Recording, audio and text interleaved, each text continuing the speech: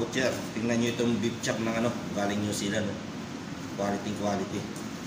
Bali, slice ko siya ng 1 inch. Yan. Tingnan nyo yung loob niya.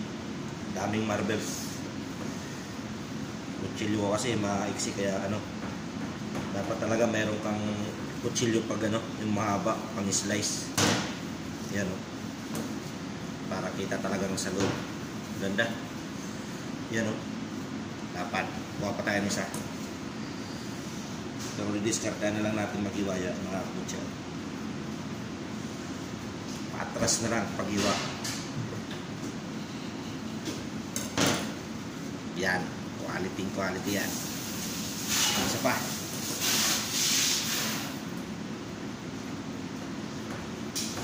Puro na.